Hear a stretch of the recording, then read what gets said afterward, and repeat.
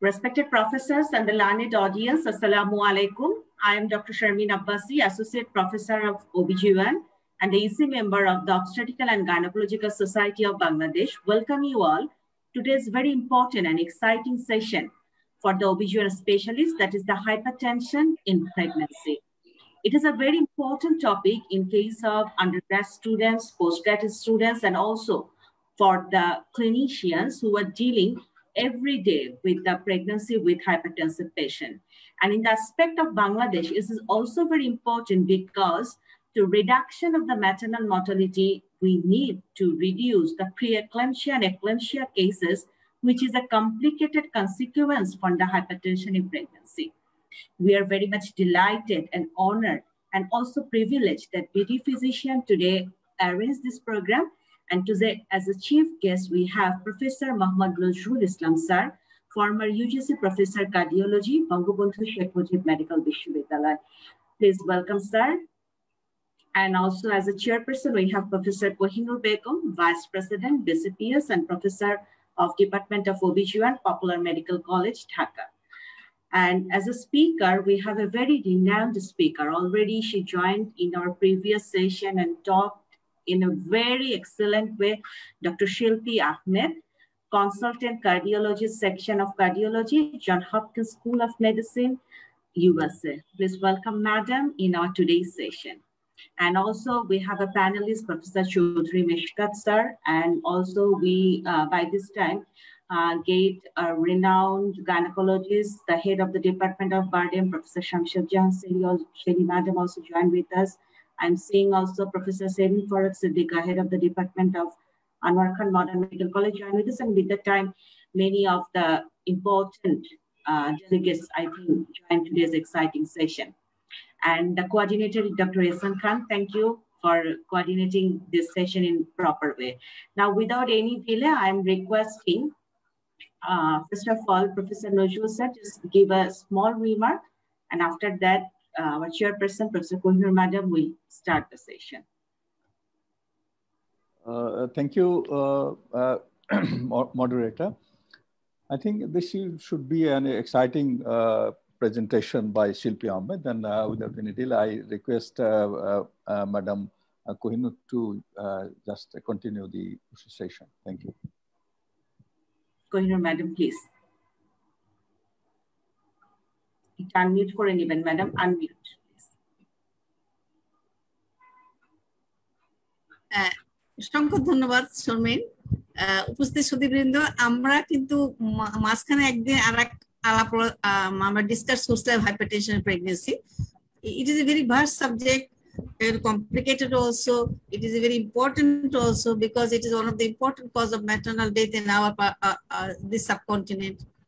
So it is also there is everything is changing from the definition to treatment. It is rapidly changing. So it is very important for attending physicians, students, and also the junior doctors.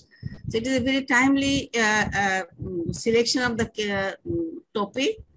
And I'm requesting Professor Shilpi Ahmed to start her presentation. Thank you, Madam. I should say good evening, but it's morning here in Baltimore, Maryland. I would like to thank the organizers of BD Physicians for giving me the opportunity to do this talk and talk a little bit about hypertension in pregnancy. It is a vast topic. I have tried to condense it, but I don't think we're going to be able to cover everything in this one lecture. So hopefully we will revisit it again in the near future. Hypertension in pregnancy is a very important topic to discuss because of the mortality and morbidity that is associated with hypertension in pregnancy, not only to the mother, but also to the precious cargo she carries, which is her fetus. So we're going to talk about this now, and hopefully we will get through most of my lecture slides. So in the pregnant woman, chronic hypertension is defined as hypertension known to be present before conception or first recognized before 20 weeks of gestation. This is a the usual definition. Or it could be that a woman whose pregnancy was complicated by gestational hypertension in a previous pregnancy, or hypertension at 12 weeks or more weeks post-delivery is also considered chronic hypertension. So it's something that she may have had prior to getting pregnant, or she had it during her pregnancy in a previous pregnancy, or that she still was hypertensive 12 weeks or more post-delivery. So these are the three important things to understand about what is chronic hypertension. What is the criteria for being hypertensive in pregnancy?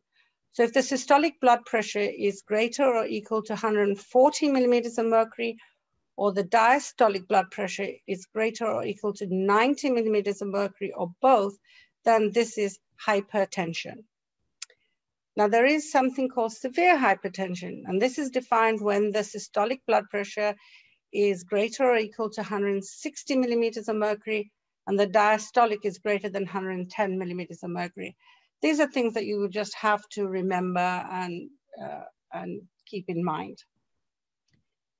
As we know that when when a woman falls pregnant, there is usually a decrease in the systolic blood pressure due to the physiological response to the pregnancy itself. Although there is 1/3 increase in the blood volume, there is decrease in the peripheral vascular resistance, which results in a lower blood pressure, usually during pregnancy. So the diagnosis of chronic hypertension can be missed due to the normal physiological decrease in the blood pressure, which occurs around the 12th and 19th weeks of gestation. And at that time, the systolic and diastolic blood pressures can be 5 to 10 millimeters of mercury below baseline. So you can actually miss hypertension, especially if you don't have a pre-pregnancy blood pressure to compare with. So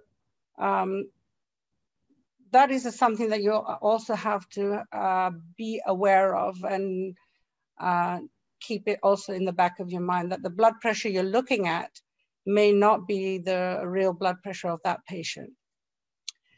So in 2017, the ACC and the American Heart Association modified the traditional criteria for hypertension in non-pregnant women, but as a whole.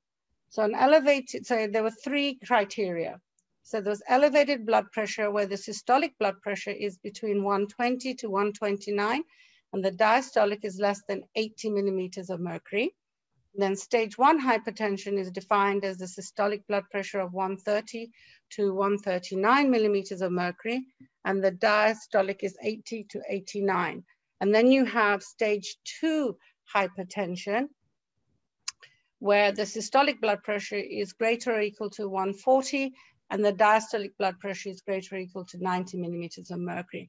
So these 3 are the new definitions of blood pressure and the staging that we are using. So chronic hypertension in pregnancy will be referred to women who meet the ACC and the AHA criteria for stage 2 hypertension.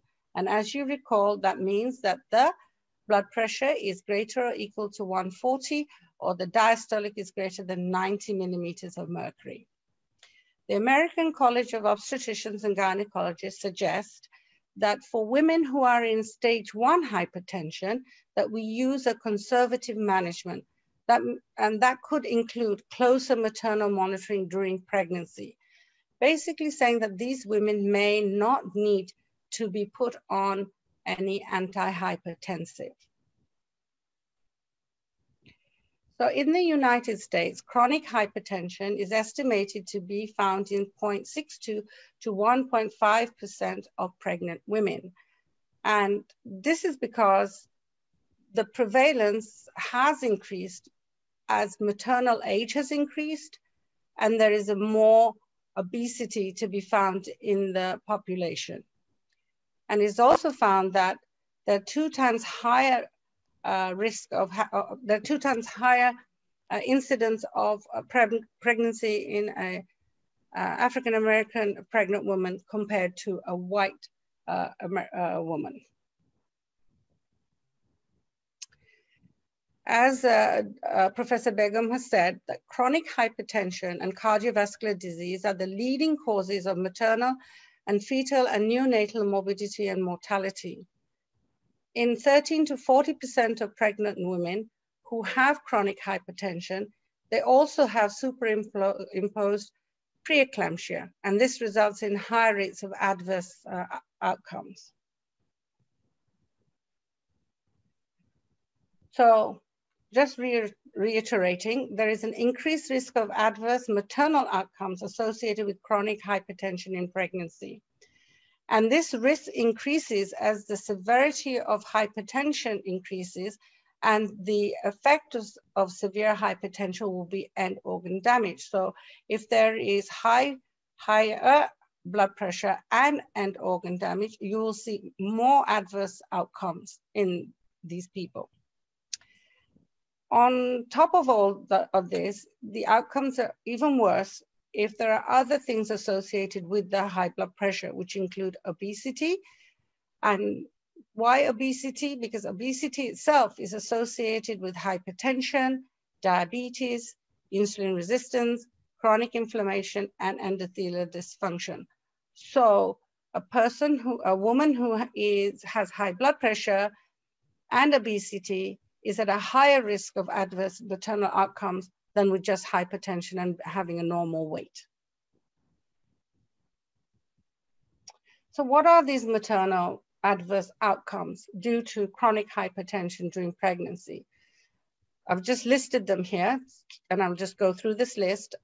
Kidney failure, pulmonary edema, superimposed preeclampsia, in-hospital mortality is increased, stroke, cerebrovascular complications, as well as myocardial infarctions, increase in cesarean delivery, placental abruption, postpartum hemorrhage, can lead to gestational diabetes, and hospitalization.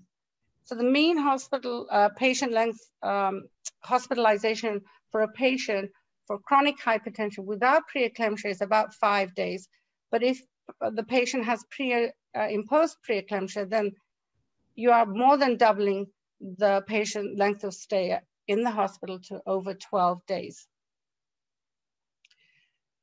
So we've looked at the adverse outcomes for the mother, but what about the fetus or neonatal risks associated with chronic hypertension? So the adverse outcomes are higher with longer duration and greater severity of hypertension, and whether there is presence of end organ damage, and whether there is superimposed preeclampsia.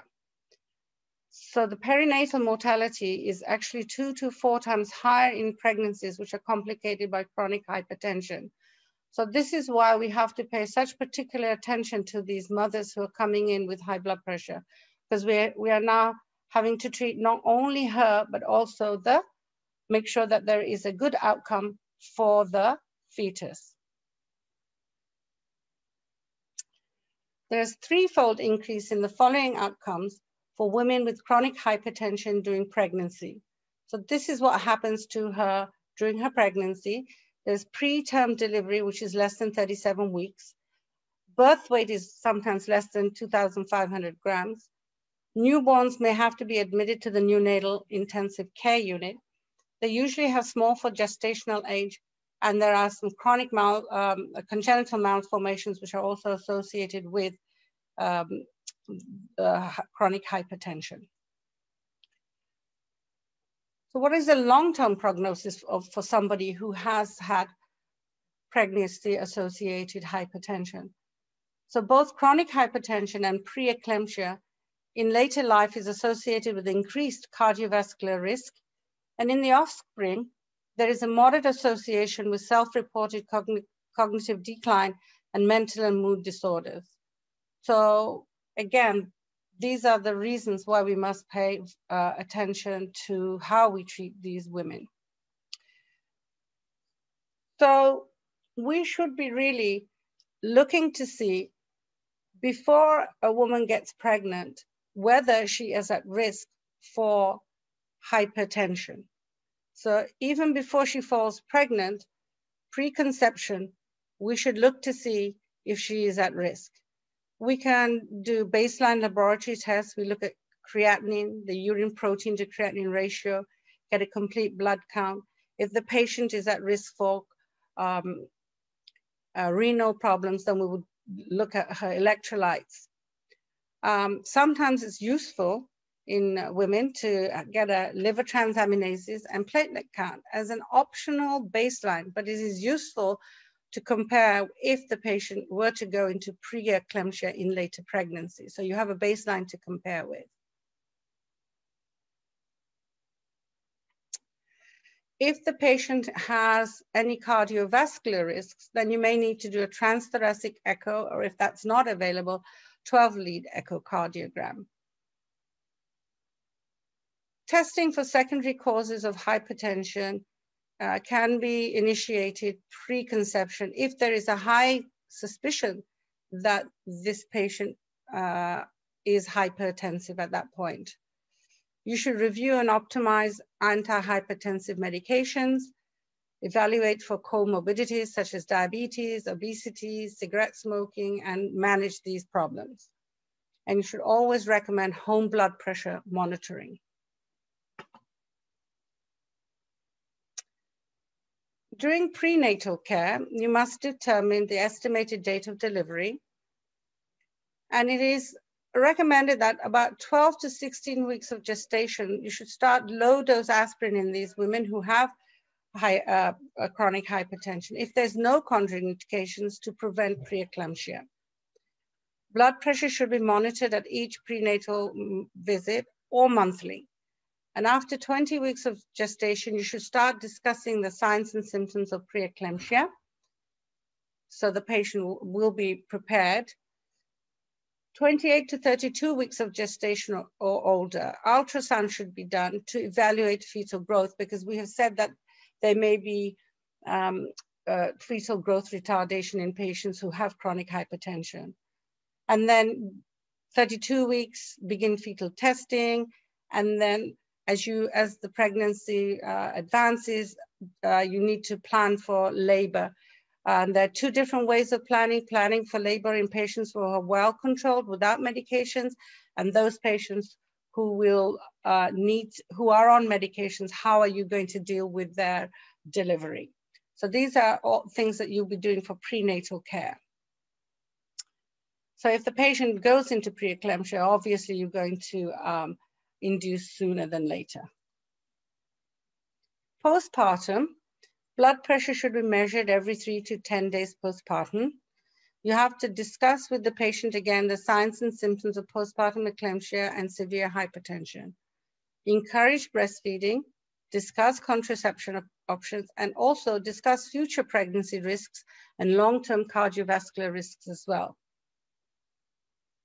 And the patient should obviously follow up with the primary care provider for ongoing management of chronic hypertension.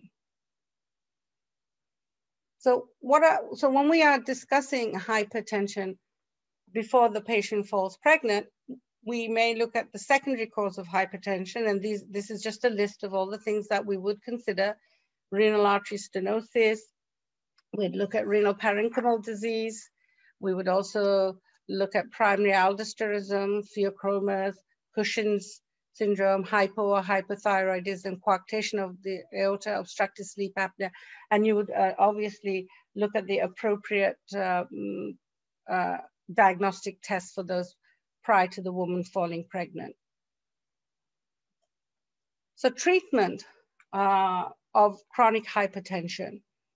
So you have to promptly recognize hypertension and treat it so you can reduce the risk of complications. And some of these complications can even lead to stroke and death. And always remember that we are dealing with two individuals, the woman and her baby. So when you have diagnosed hypertension in a pregnant woman, the next decision is that has to be made is, when should we initiate treatment, and what should the target blood pressure be? And always remember that drugs that we use can adversely affect the fetus, and these drugs have to be avoided. So from this slide, I just want you to take home that number one, does the patient, this woman have hypertension? And do I need to treat it? When do I need to treat it? What is my target blood pressure? And I have to avoid all those drugs that are going to have an adverse effect on the fetus. And also if I use a high dose, it may have an adverse effect on the mother as well.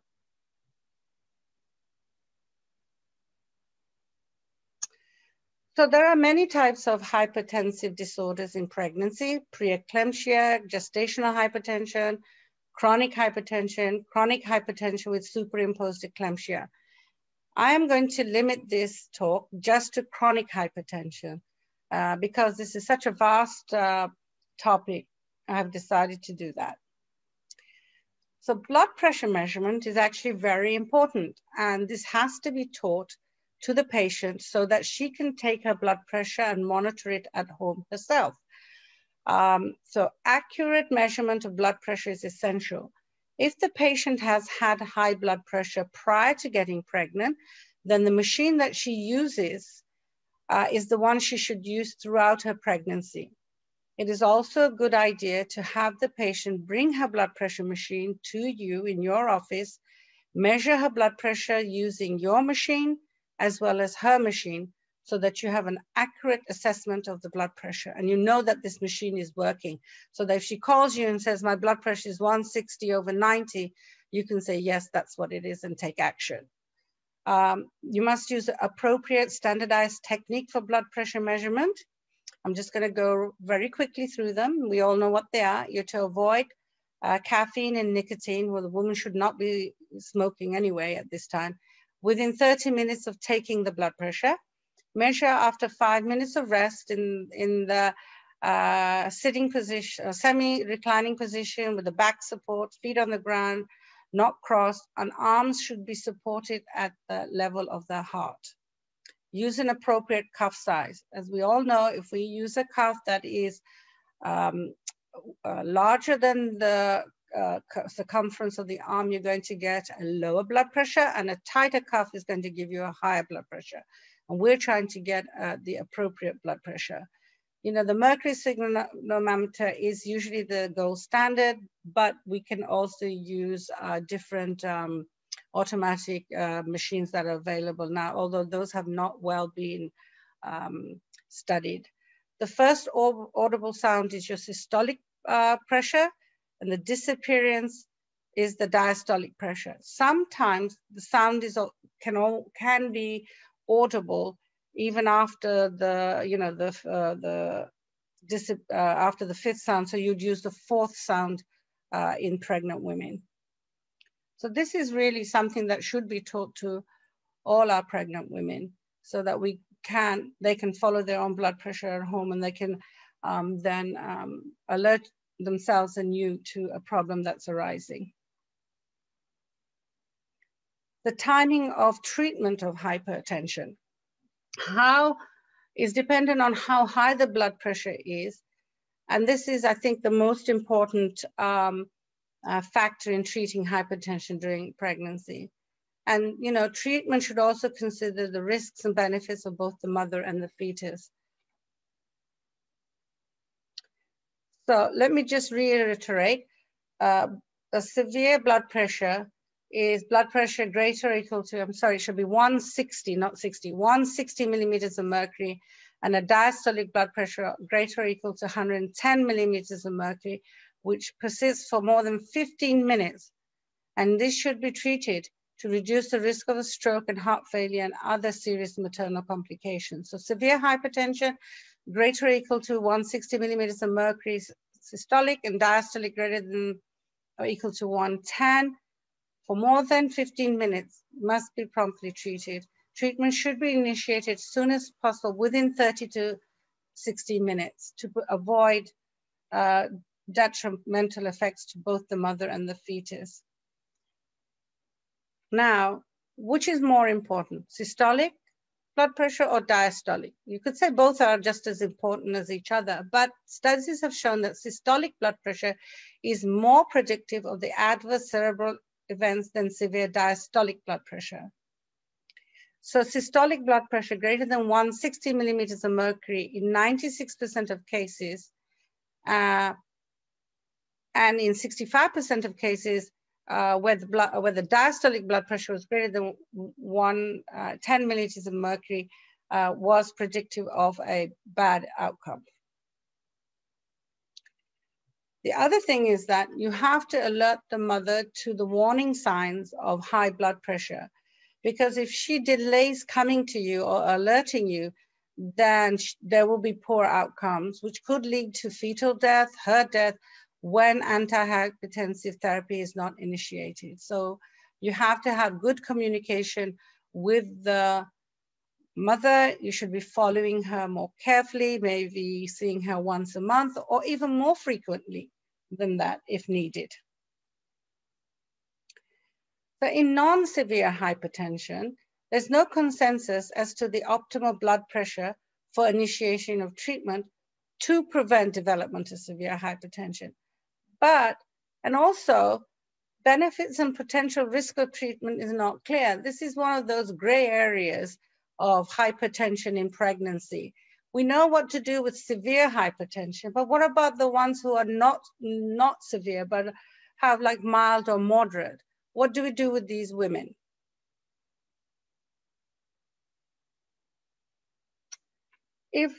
So what is treatment versus no treatment? So looking at various studies, we're looking at whether the patient was treated versus no treatment. Treatment did not reduce the occurrence of preeclampsia, perinatal death, preterm birth, or abruptio placentae. So these are women who have mild or moderate hypertension. But they did see, by treating them, that antihypertensive treatment was associated with 40 to 70% reduction in severe hypertension. However, reduction of severe hypertension was not always associated with reduction in stroke. And it did not increase the frequency of delivery of a small for gestational age infant. So it's a very muddy, cloudy data out there about treating people who have mild to moderate hypertension in pregnancy.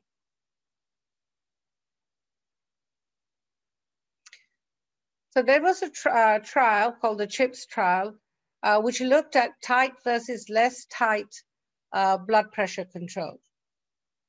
Tight being getting your blood pressure down to 85 millimeters of versus less tight, which is 100 millimeters of mercury.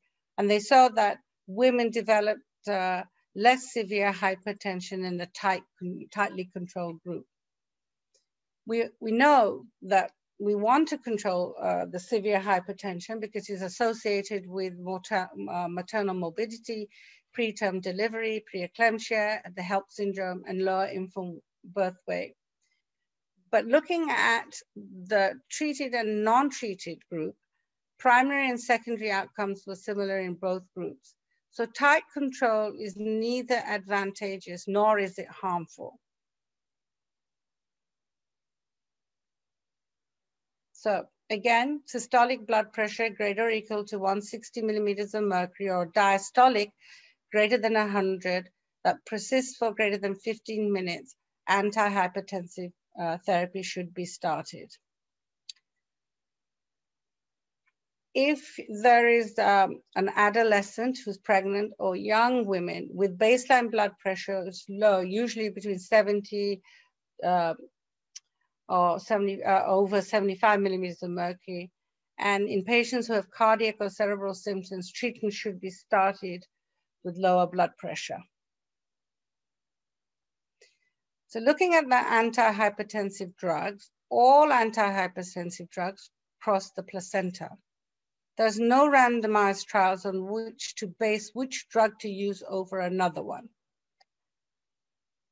There is data suggesting that offspring of women with chronic hypertension are at increased risk of congenital malformations. The choice of antihypertensive depends on the severity of the hypertension and the availability of IV versus oral medications. Now, we're not going to have IV medications in many places. So we have to think of what can we use instead of IV to bring down this blood pressure. So the most widely used medications for hypertension in pregnancy have not been examined in comparative trials. It's not ethical to do so. The drugs that are currently being used are metoprolol, Methyldopa, hydralazine, and nifedipine. These are the main drugs that are used in pregnant women currently. These are widely used. So we're going to talk about each of these drugs. So starting off with pregnancy, asthma is usually a contraindication to beta blockers due to bronchoconstriction, not dilatation, due to bronchoconstriction. Of these beta blockers, labetalol is one of the widely used beta blockers. It has both alpha and beta adrenergic blocking activity. It is the preferred drug in this class because it preserves the uteroplacental blood flow. The only downside is that it is associated with maternal hepatotoxicity, but this is rare. And if you have hepatotoxicity with elevated transaminases, it can be confused with the elevated liver enzymes that you get in the HELP syndrome. So the other alternatives are metoprolol and pindolol. The safety of beta blockers remain controversial. There's inconsistent reports of preterm birth, fetal growth restriction, or small for gestational age infant, perinatal mortality is increased, neonatal apnea, bradycardia, and hypoglycemia. And there's inconsistent reports of increased risk of congenital malformation. However, labetalol continues to be a widely used drug. It is pretty safe through pregnancy. Calcium channel blockers. Within this group of drugs, nifedipine is the most widely used calcium channel blocker. There are different types of nifedipines. There's the immediate release, rapid acting, intermediate acting, and extended release formulations are present. Of all these, the intermediate or extended release is preferred. There's sparse data on use in pregnancy again. The non-dihydropyridine calcium antagonists such as verapamil and diltiazem have been used. It's been only used in a small number of pregnant women in a very small number of studies. It is not widely used. Are these safe? These are usually used for tocolysis and acute blood pressure reduction in the second half of pregnancy. There's minimal information available on fetal effects in early pregnancy, increased risk of stillbirth, preterm, and congenital heart disease. Again, this is based on single studies, not many out there to say that you can use them safely. One of the most widely used drugs is Methyldopa. Long-term safety of the fetus have been demonstrated. The only drawback is that it is actually not a very good antihypertensive. So you don't normally get a good reduction in blood pressure. It has a slow onset of action. Often the target blood pressure is not achieved, and in higher doses, it causes a sedative effect on the mother and is not liked. It's been used for several decades. Its safety has been demonstrated more than any other antihypertensive, and it was the antihypertensive of choice in the CHIP study. Now, there are other antihypertensives out there, hydralazine, diuretics. So hydralazine is actually used for acute severe hypertension in the IV form. It can be used orally, but it causes reflex tachycardia for the mother and fluid retention. And these two things limits its use. And there's a slight increase in adverse effects when you compare it to labetalol. Then you have the diuretics. These are generally not used in pregnancy except for somebody who goes into flush pulmonary edema. If a woman has been on them prior to getting pregnant, then you can continue them. Clonidine, similar action to Methyldopa, useful in non-severe hypertension in pregnancy. It does have some bothersome side effects, and if you stop it suddenly, you are going to get rebound hypertension, so be very careful about this. What do we avoid in pregnancy? These are the drugs that we should not use because it will have significant effects on the fetus, and these are ACE inhibitors, ARBs, and direct renin inhibitors. Should not be initiated and should be discontinued in women planning pregnancy, and you should switch these women to another agent because these agents are associated with significant fetal renal abnormalities when fetal exposure has been in later half of pregnancy as well. And in the first semester, exposure to ACE inhibitors has been associated with cardiovascular and central nervous system malformation. So if you take anything from this lecture is I am not going to use any ACE inhibitors, ARBs, or direct renin inhibitors on women who are pregnant to control their blood pressures. So we have others, which are mineralocorticoid receptor antagonists, such as spironolactone, eplerenone. They are not recommended. They cross the placenta. There's been no proven safety, and also they have an anti-adrenergic activity that is a concern, mainly, especially in male fetuses. So nitroprusside is there's limited experience. It can cause fetal cyanide poisoning. It is your last resort for refractory hypertension. If everything else fails, you may use this. So moving on to breastfeeding and drug choices, you know, as a cardiologist, I often get asked this question about, well, how am I going, if I breastfeed, which antihypertensives can I use safely, as some of these drugs are expressed or excreted into the breast milk. So beta blockers and calcium channel blockers are excreted into breast milk. Appears to be safe for the infant.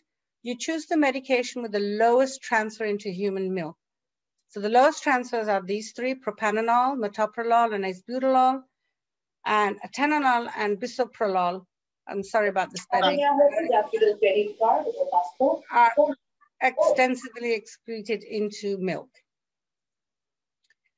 There's no data or experience with carvedilol or bisoprolol, so you can use other agents.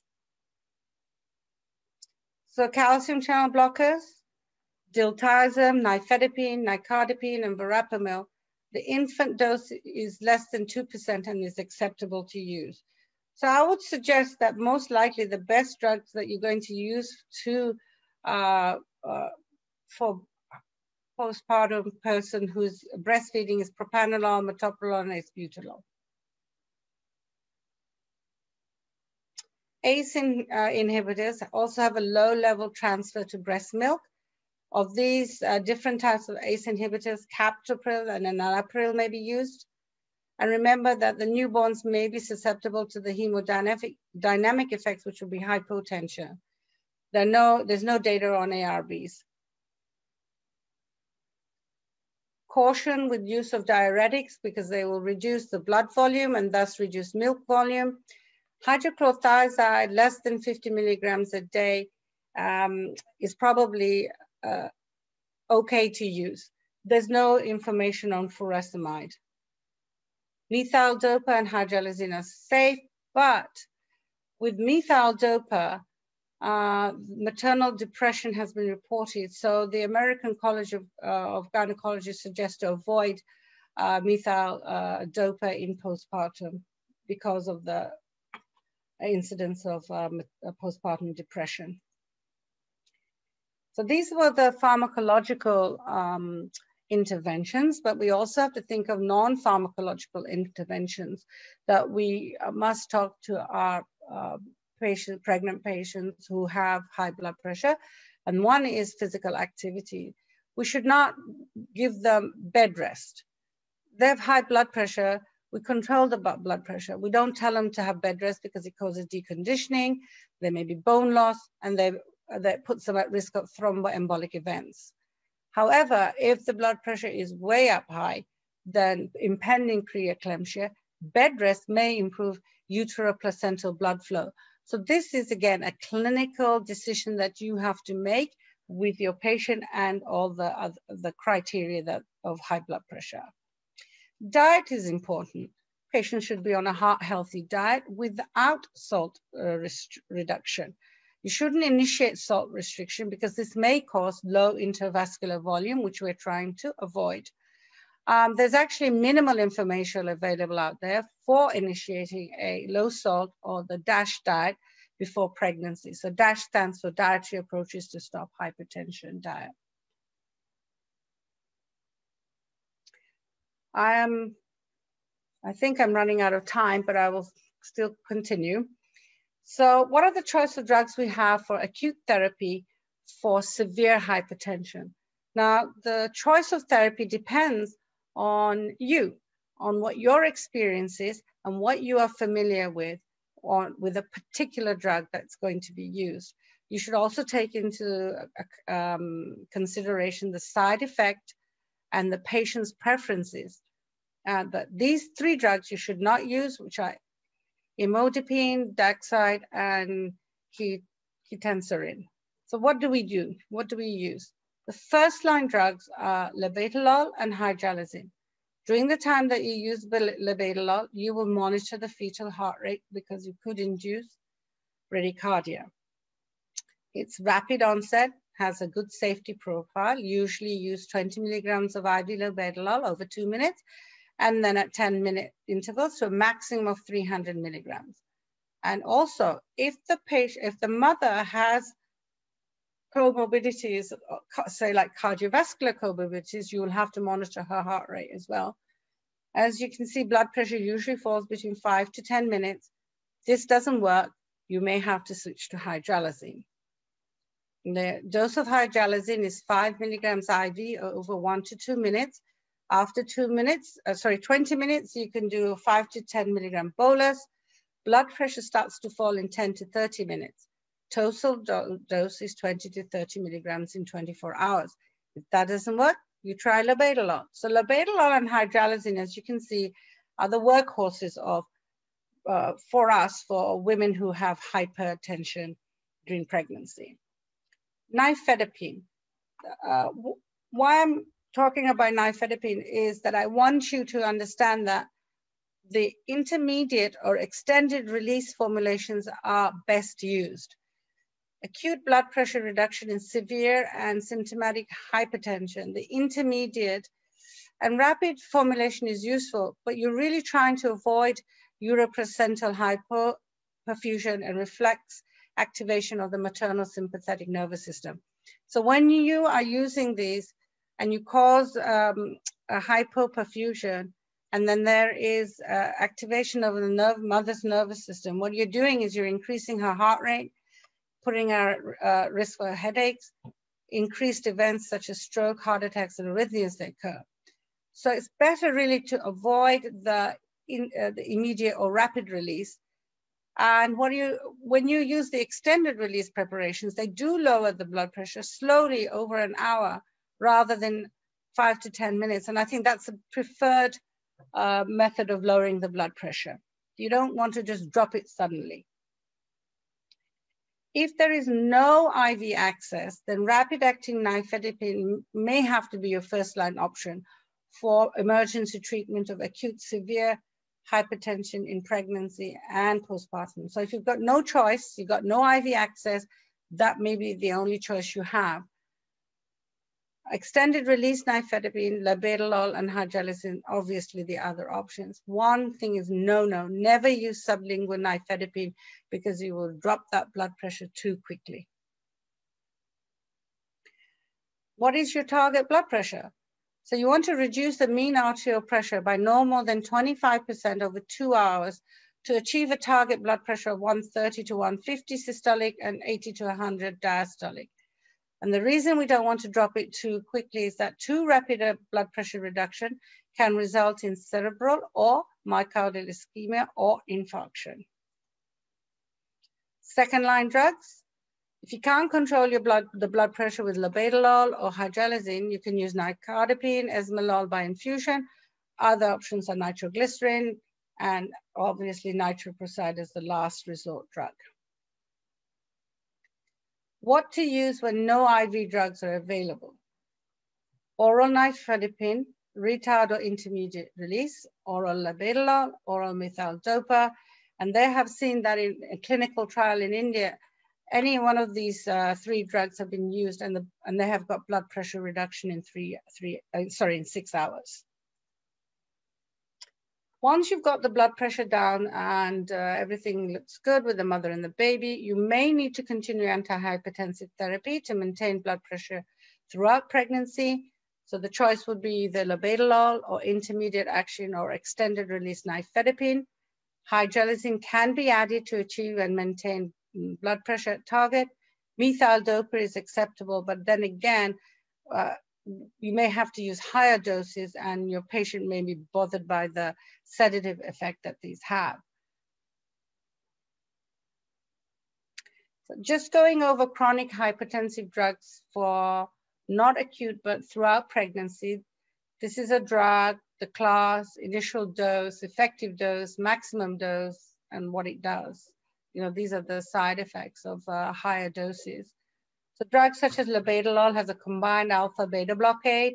Initial dose would be 100 twice daily, and you titrate that up to an effective dose of 200 to 800 in 2 divided doses. Maximum dose is 2,400 milligram. Main problem is bronchoconstriction for labetalol. Hydralazine is a peripheral vasodilator, 10 milligrams 4 times a day. So this dosing may be not appropriate for some women who are going to forget taking 1 or 2 doses throughout the day. So you have to make sure you explain to your patient that how important this is and whether they're going to be able to do it. Total effective dose is 50 to 100 milligrams in 2 to 4 divided doses. Maximum is 200. At over 100 milligrams, you get symptoms of SLE may occur. Oops. Nifedipine extended release is a calcium channel blocker. Usually starting dose is 30 to 60 milligrams. You increase it every 7 to 14 days. Total dose is 30 to 90 milligrams daily. Do not give sublingual or intermediate release in these people. This is long-term throughout pregnancy. Lastly, Methyldopa, which is a centrally acting alpha agonist. Its starting dose is 250, 2 to 3 times a day. Total dose, you can go up to 3,000. It does cause sedation. I think in my practice, I use a lot of labetalol. Methyldopa is very well accepted. Hydralazine is also good, but unfortunately, the 4 times a day is very difficult in some women. So labetalol and Methyldopa are really probably the 2 preferred drugs that I use for my pregnant women. So in conclusion, you have to establish the diagnosis, decide the blood pressure at which to begin treatment, what is your target blood pressure, and avoid the drugs that can adversely affect the fetus. So just again, mild hypertension, 140 to 150, systolic, 90 to 100 diastolic, moderate, 150 to 159, systolic, diastolic, 100 to 109, and severe, anything equal or over 160 over 110 millimeters of mercury. So remember that when you treat severe hypertension, you decrease the stroke risk. The treatment of mild to moderate hypertension has seen maternal and fetal benefits. Excessive lowering may be associated with decreased placental perfusion and harm to the fetus and harmful effects of over-medication to the mother. Borderline blood pressures, which have occurred in the postpartum woman must be followed after discharge. Blood pressure should be monitored closely in women with antihypertensive medication, mainly because you want to avoid hypotension as blood pressure returns to normal. If pre-pregnancy blood pressure was normal, you can stop the antihypertensive after 3 weeks and continue to monitor the woman to see if it stays normal or does it creep back up again. Always remember you're treating 2 individuals during pregnancy. Always do no harm. When in doubt, reach out to your colleagues for guidance. And lastly, I thank you for your kind attention. Thank you. Any questions? Thank you, Dr. Shilpi Ahmed, madam, for your nice presentation and very evidence-based, wonderful presentation. So well, I want to take some remark on your presentation. You are cutting out. From Professor Mohammad Nurul Islam, sir. Sir, please. I didn't hear. I want to take some remarks and thoughts on your presentation from Nurul Islam, sir. Sir, please.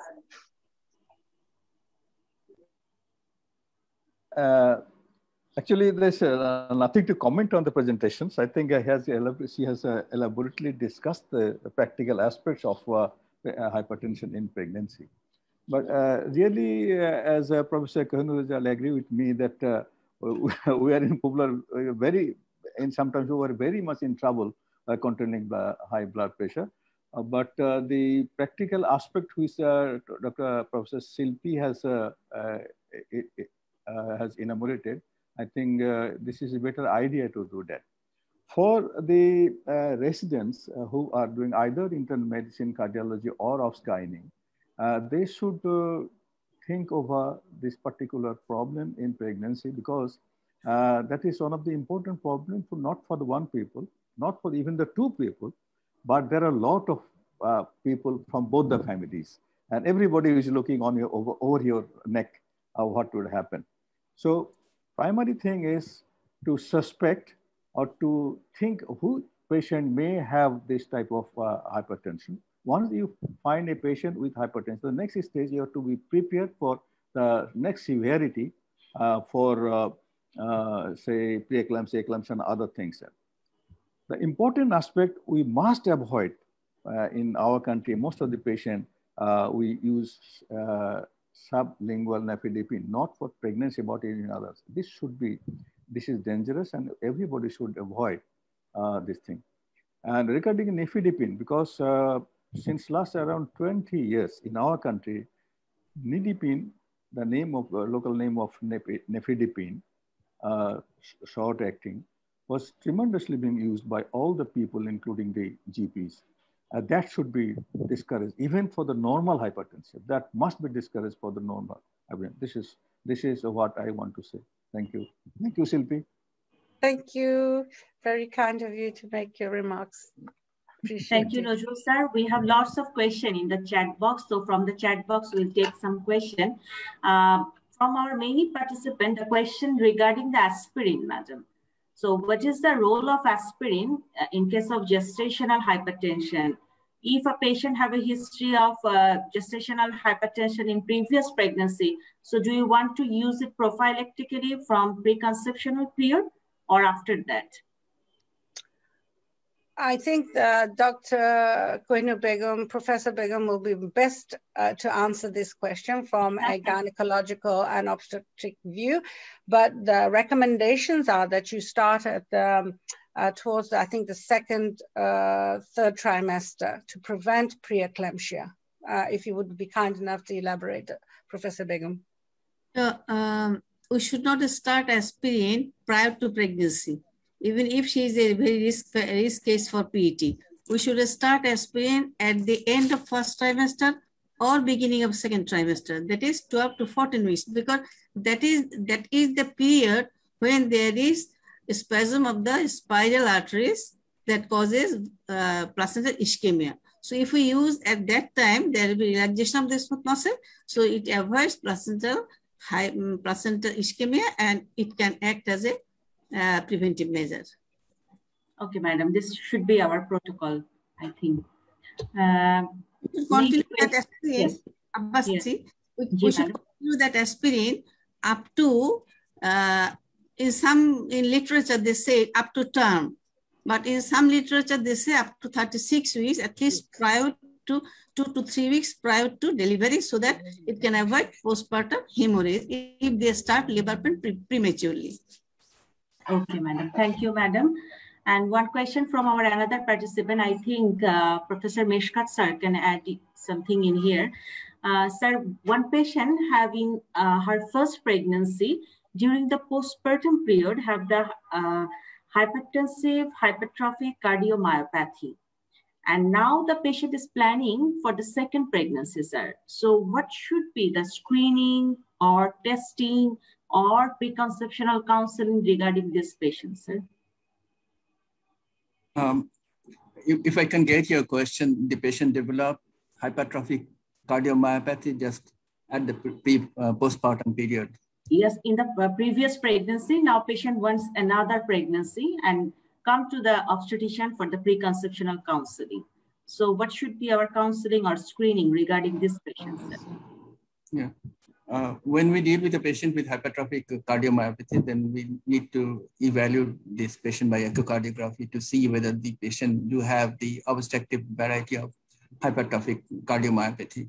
And if the patient do not have the obstructive type of hypertrophic cardiomyopathy, then from the perspective of a cardiologist, not from the perspective of a gynecologist, but from the perspective of a cardiologist, we try to stratify his risk. We measure the interseptal thickness. We try to look at the amount of extrasystole that this patient might have by monitoring his 24 hours Holter monitoring. We also take a clear history of family history of whether he has got any sudden cardiac death. And if all these markers goes in favor of the patient in terms of long-term pregnancy, and we didn't find any extra risk in this sort of patient, then we can allow them to go for pregnancy. On the other hand, if this patient are found to have a significant obstruction in the left ventricular outflow tract, then we have to really be careful about advising them to go for the pregnancy. Otherwise, if the patient has got mild form of hypertrophic obstructive cardiomyopathy, we have to follow up this patient. The follow-up should be done by a cardiologist. The drug that has obstructive cardiomyopathy, generally beta blocker, we can continue the beta blocker, as has been said, only to shift the nature of the beta blocker from to levodopa and other things. I think, can I get some comment out of it? Yes, sir. Of course, actually, the question, I think the question is very rightly question about the pregnancy of hypertrophic cardiomyopathy.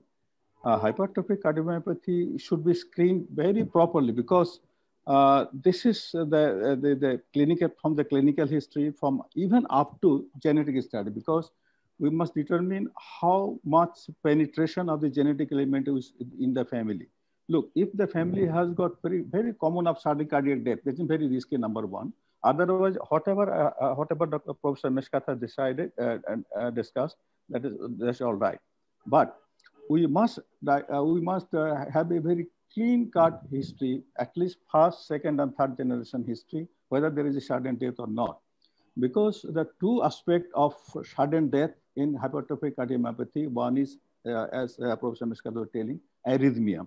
So arrhythmogenicity must be discussed. There are a lot of scale through which or with which we can have classify or risk stratify this hypertrophic cardiomyopathy patient. This is number one aspect, the medical aspect. Number two is very important is then you must say that this is an autosomal dominant dominant type of generation is going to happen.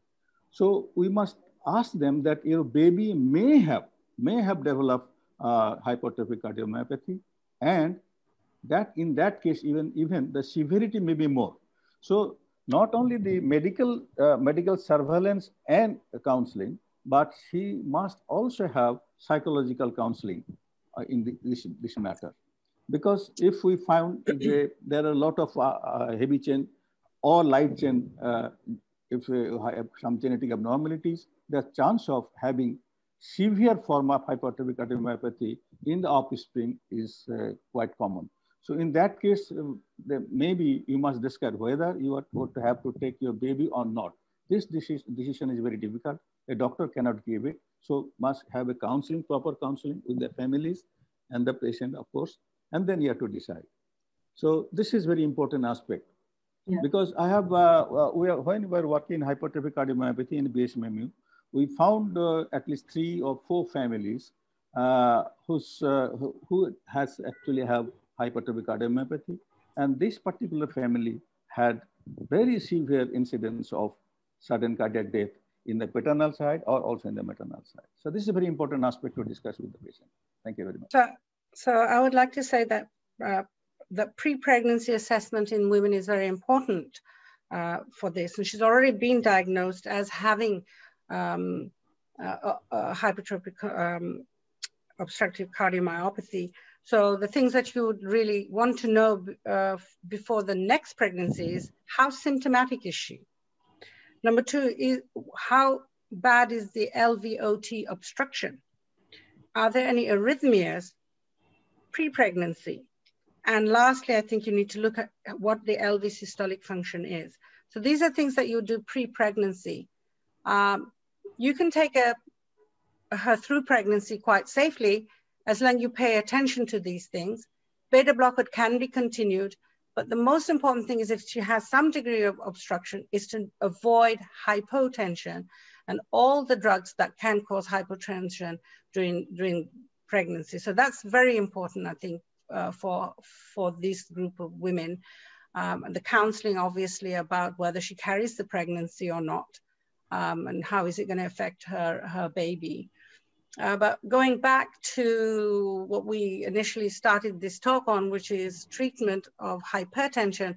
So if she has hypertension and HOCM, what are the drugs you're going to use? Are the ones that you're going to avoid hypotension in her. So maybe possibly a beta blocker and well hydrated as well. And I want to reiterate what our professor has said here, that, you know, nifedipine, in immediate, the rapid release nifedipine should never be used in, I think, in any hypertensive crisis at all. You will stroke out somebody by giving them that. There's such a rapid decrease in their blood pressure.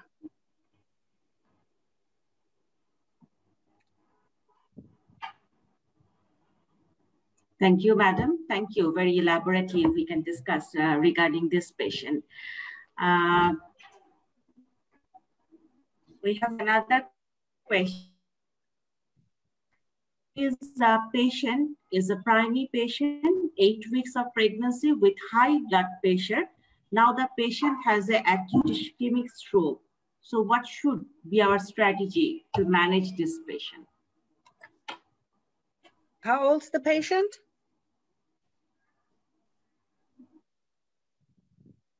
What kind of a stroke?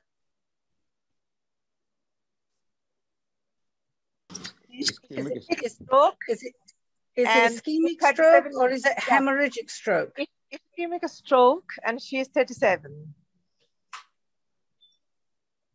Blood pressure? What is the blood pressure? Yes. এখানে madam কোয়েশ্চেনটা হচ্ছে যে সে এখন 8 weeks প্রেগন্যান্সিতে আছে, high blood pressure তার, এবং blood pressure উল্লেখ করা আছে যে সিস্টোলিক তার 210 পর্যন্ত উঠাচ্ছে এরকম, এন্ড ডায়াস্টোলিক 110 120, এবং তার একটা অ্যাকিউট ইসকেমিক স্ট্রোকের হিস্ট্রি হয়েছে। সো এখন আমাদের স্ট্র্যাটেজিটা কি? এখানে কোনো টার্মিনেশনের অপশন আছে নাকি we need to continue the pregnancy? Or if we continue the pregnancy, তাহলে আমাদের treatment protocolটা regarding this patient আসলে কি হবে? Who wants to take this question? Anyone? The patient is only 8 weeks of pregnancy, and she is very severe hypertension. Sometimes the systolic blood pressure goes up to 200 by 120. She had a mild ischemic attack also. Whether she will continue the pregnancy or not, this is a question. But I think if she had previous pregnancy, and she had uncomplicated pregnancy at that time, at this moment, she cannot go for termination. First, settle the patient, settle the patient, lower her blood pressure. Then if she had uneventful blood pressure is lowered and every other thing is normal, if she wants, she can control the pregnancy, but she must need counseling, because at the 8 weeks of pregnancy, she has so severe blood pressure. She will have this blood pressure at her second or third trimester of pregnancy, and that time it may be very complicated. So she had pregnancy, prior pregnancy, and she had other organ, symptoms of organ failure. It is better to terminate the pregnancy. So if she continue her pregnancy, the most important thing now is to reduce her blood pressure. But you're going to reduce her blood pressure not more than 25% of where she started. So you have to do this slowly. But you want to bring it down, and we talked about using IV labetalol or IV hydralazine or a combination of the both, and bringing the blood pressure down to about 25% of its highest level that she had, and then slowly bringing that down to probably, because of the ischemic stroke, you need to keep her blood pressure on the little bit on the higher side than on the lower side for the first 24 to 48 hours, and then slowly bring it down to a more acceptable level. So I think that's a very important thing to bring about, that you are wanting to lower the blood pressure, but you can't lower it quickly, and you have to keep it above around 140 to 60. About 150 is what our neurology friends here ask us to do when we have an acute ischemic stroke. Professor, can I add my comment? Yes. Yes. Yes, madam. Abbasi, can I add my comment? Yes, madam. You can. Since she's a private patient and it's only 8 weeks of pregnancy, and she's having severe hypertension, 210 by 110. I think it's a severe condition, and she's only 8 weeks of pregnancy, and it is very uncommon issue. So it has to be determined what are the other factors. And it is so early that she will have to continue for another 32 weeks, which is absolutely impossible. So I think it is better to terminate the pregnancy, re-evaluate the patient, and if everything can be evaluated properly, if we can manage properly in that case, we can assess the patient again for whether we can allow the patient for the next pregnancy. Because this is the first event, she's having the stroke. It might happen, she will have the second attack, in that case she may die even. So her life is very much important since she's only 8 weeks of pregnancy. So my point of view, it is better to be terminated right now. I'd like to say something here. Sharmin, I'd like to say something. No, okay, madam ke bolte dao age. Shilpi madam comment korte dao. I think she's a 37-year-old female. I don't know if this is her first or second pregnancy. If it is her first pregnancy, if it's her first pregnancy, and she's already 37, the chances of her getting pregnant again may be pretty low.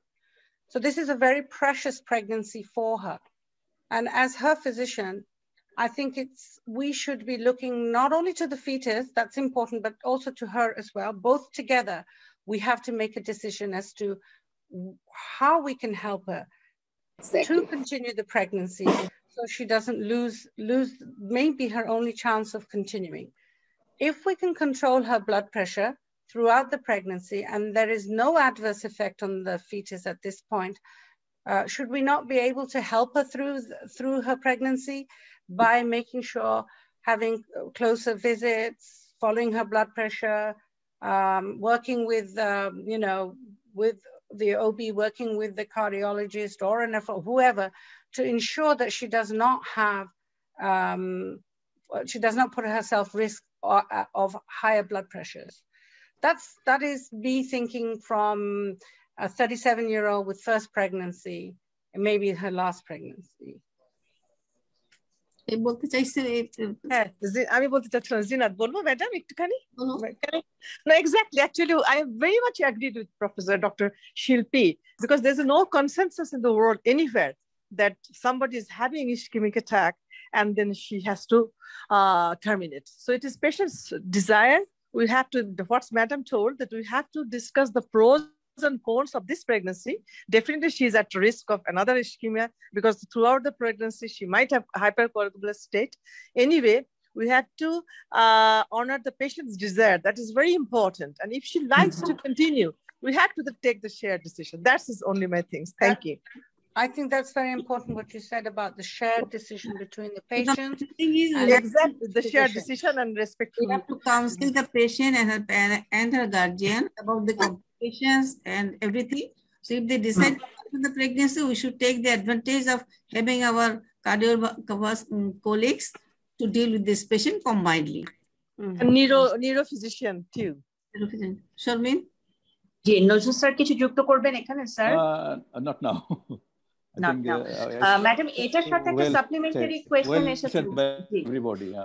G madam এই পেশেন্টটার কোনো magnesium sulphate স্টার্টের indication আছে কিনা এই মুহূর্তে? If you magnesium sulfate has no effect on high blood pressure. এটার কোনো effect নাই। Of course. I think প্রশ্নটা যে করেছে সে একদম পারফেক্টলি অ্যান্সারটা পেয়েছে এবং এত ইলাবোরেট ওয়েতে আসলে আমরা এটাকে ডিসকাস করলাম।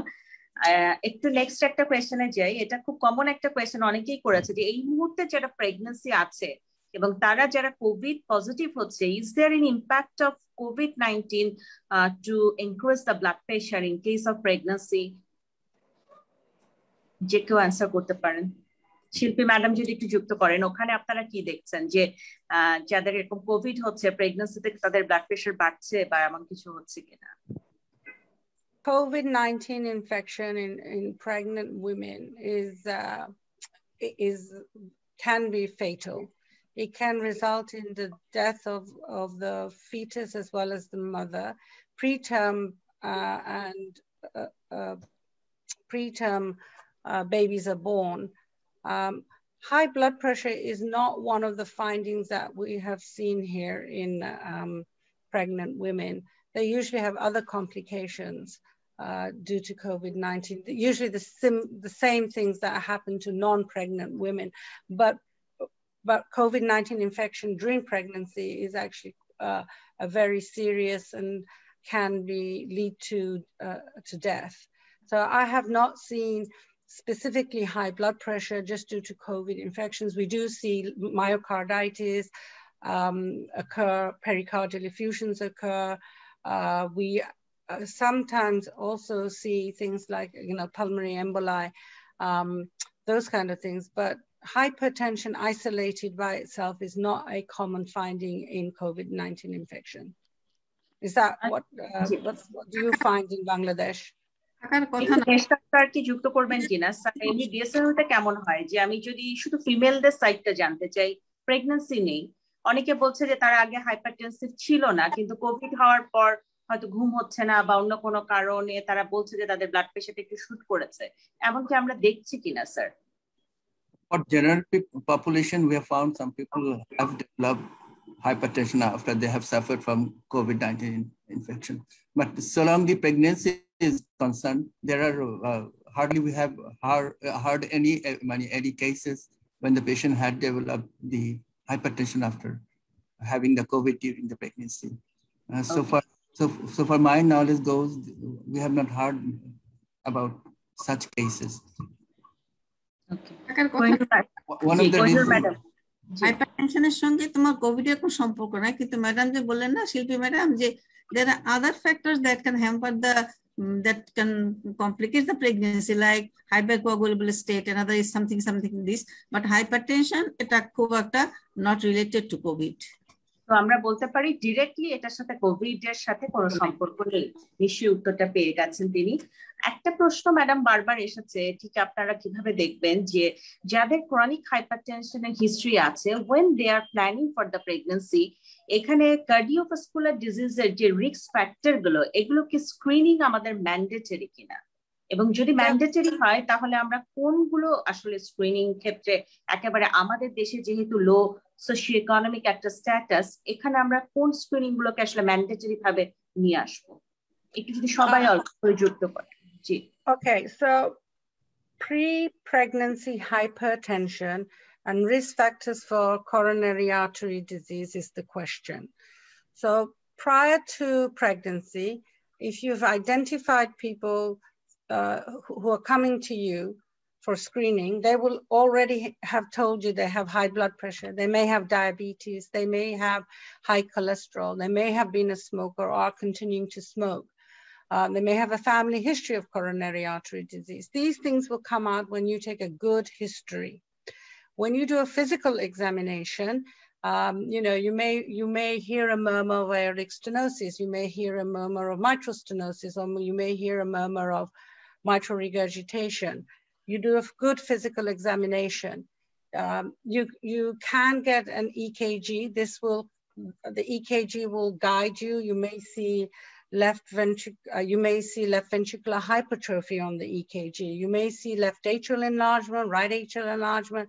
There may be an arrhythmia on the EKG that you are looking at.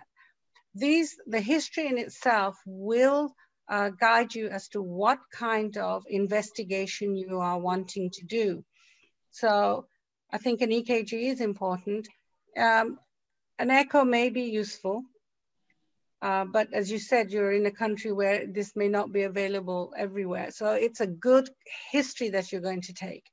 And you will tackle each of these problems prior to pregnancy. High blood pressure, you are going to control. And as I already pointed out, that you're going to put the patient on medications that will not have a detrimental effect on the fetus. Number two, the diabetes will be well controlled before she goes into, becomes pregnant. You'll counsel her about not smoking. If she's overweight, you're going to ask her to lose weight. So exercise regularly is also very important. I think the thing is that these pre-pregnancy counseling is usually done by the primary care physician, identifying all these things. When they have, say, a finding on examination that needs to be followed through by a specialist, that's when they will go to a specialist. It's like if you hear aortic stenosis, or you hear mitral stenosis, or you run an electrolyte panel, and then they end up having kidney creatinine elevation or dysfunction, kidney elevation. These are the things that you will be doing as screening, and each of those things will point to where you send them or how you treat them. Where you are limited by the types of screening that you do, you would do the most basic thing that you can, a basic metabolic profile, a CBC, probably, as I said, an EKG. From my perspective as a cardiologist, an EKG would be a very useful thing to do as well. So does anybody have anything else to say? Kohinoor, Madam. Professor Chaudhry, Professor Nazrul? Right, Madam. Actually, when a patient, when we are evaluating a patient with hypertension who is going for a pregnancy, the same principle that applies to a normal hypertensive patient should be applied to that patient as well. So we have some recommendation which is applicable for all patients who has been diagnosed first time as being hypertensive. We should be able to do those tests. So if you have some financial constraint, then you can again cut some portion of that has been advised standard from the standard protocol of investigation.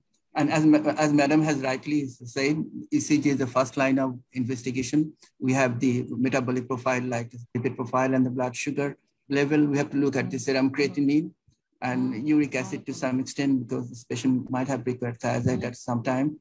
These are the essential things probably can be done for these patients.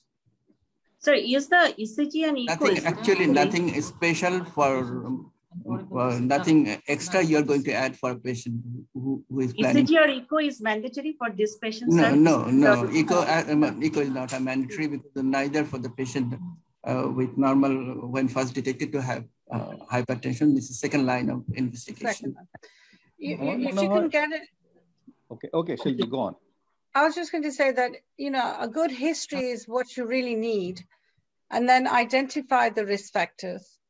Not just because the question was, what do you look for in a patient coming to you prior to getting pregnant? What are the cardiovascular risks that you want to reduce, which are high blood pressure, diabetes, high cholesterol, smoking, obesity?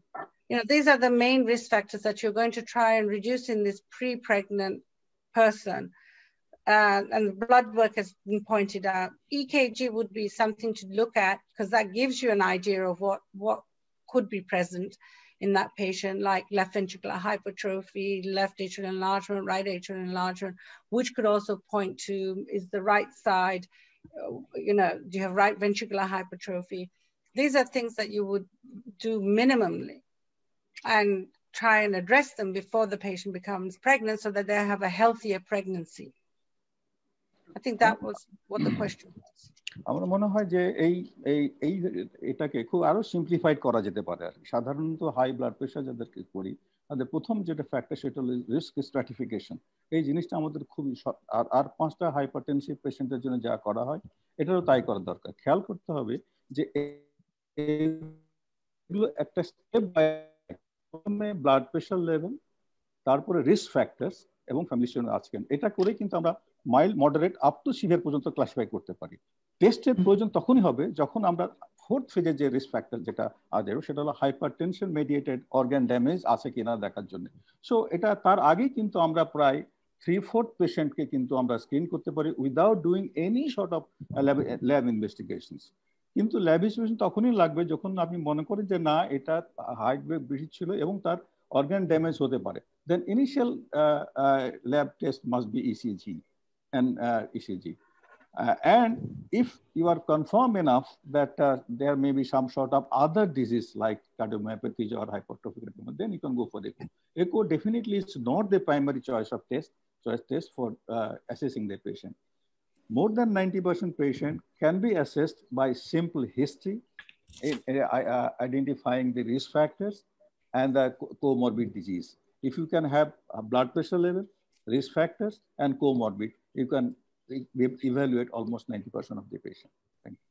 I think that's very well put. I think that's excellent summarization of pre-pregnancy risks. Counseling. Excellent summarization. আমরা কি আর দু একটা প্রশ্ন নিতে পারি sir? আর বেশি কিছু প্রশ্ন একটা দুইটা নাও। আচ্ছা, আর দুইটা নিয়ে নেব। জি, আমাদেরকে ডাটা একটা দিয়েছে ঢাকা মেডিকেল কলেজের আমাদের একটা ফ্রেন্ড, যে পিআইএইচ এর পেশেন্ট তারা প্রি এক্লেমশিয়া কনভার্ট হয়নি, পিআইএইচ হিসেবেই আছে, কিন্তু তাদের ক্ষেত্রে 100 পেশেন্টের ডাটা নিয়ে তারা দেখেছে যে 73 জনই suffering with anaemia. So PIH and anaemia, is there any relationship? Patient কিন্তু কেউ প্রি এক্লেমশিয়ায় যায়নি, অনলি পিআইএইচ ই কনফাইন্ড আছে। প্রি-এক্লাম্পসিয়ার সাথে এনিমিয়ার সম্পর্কটা হলো নট দ্য কজ, ক্যাজুয়াল সম্পর্ক নাই, সম্পর্ক হলো এফেক্টের উপরে। যাদের পিটি আছে তাদের যদি এনিমিয়া হয় তাদের কমপ্লিকেশন গুলি বেশি হবে, এইটা হলো কথা। Because anaemia is not a casual factor for hypertension. কত বুঝছো তো না? কিন্তু ম্যাডাম রিলেশনটা তারা কেন পেল? 100 জনের মধ্যে 72 জনই এনিমিক পিআইএইচ যারা আছে। এইভাবে যে যাদের পিটি আছে বা পি আছে কিংবা প্রেগন্যান্সি ইনডিউসড হাইপারটেনশন আছে, তারা যদি এনিমিক হয় তাদের কমপ্লিকেশন গুলি সবটা বেশি হবে। তাদের ইসকেমি তাদের আরো কমপ্লিকেশন, সেইটা হলো relationship. But there is no causal relationship between anaemia and onset of hypertension. আর এক্স্যাক্টলি, ওকে, তাহলে নিশ্চয়ই আমরা জানাতে পেরেছি উত্তরটি।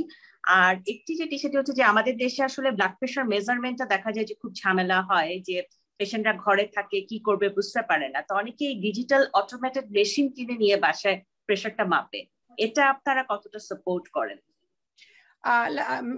I can support this, but when you have a digital monitor, when somebody is monitoring their blood pressure at home, you have to have that patient come to your office. You have to watch them do their blood pressure, how they take it, how they record it.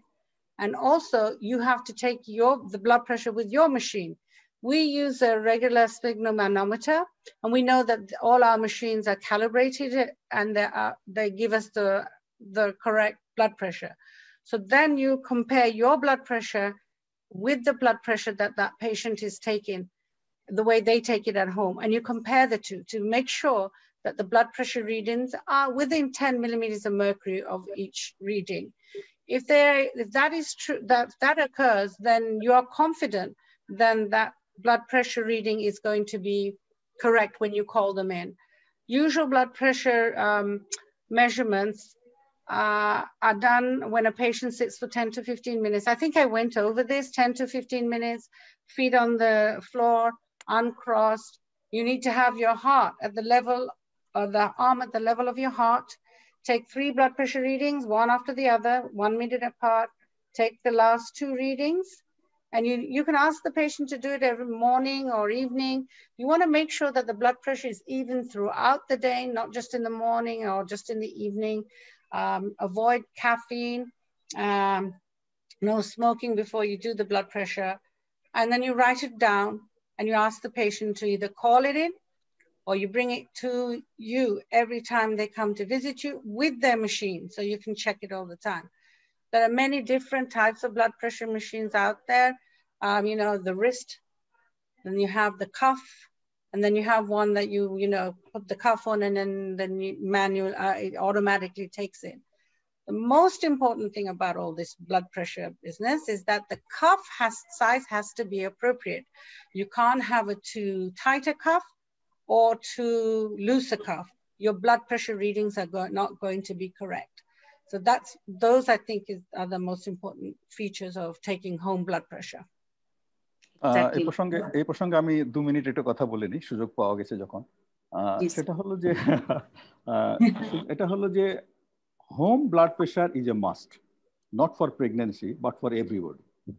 এটা আমাদেরকে অবশ্যই বুঝতে হবে যে home blood pressure করতে হবে। এবং আপনি নাইস গাইডলাইন বলেন, international society of hypertension guideline বলেন, কানাডিয়ান গাইডলাইন বলেন, তাদের প্রথমবারের মতো শুরু করবেন যদি তাদের আপনি হোম ব্লাড প্রেশার অথবা অ্যাম্বুলেটরি ব্লাড প্রেশার যদি না মেজার করেন, তাহলে কিন্তু ওষুধ দেওয়ার কোনো সুযোগ নেই। You must do that. সুতরাং এটা হবে আমার ব্যক্তিগত প্র্যাকটিস কি, আমি যখন একটা পেশেন্ট হাইপারটেনশন ধরা পড়ে তখন তাকে আগে ট্রেনিং দেওয়া হয়, how to take a blood pressure.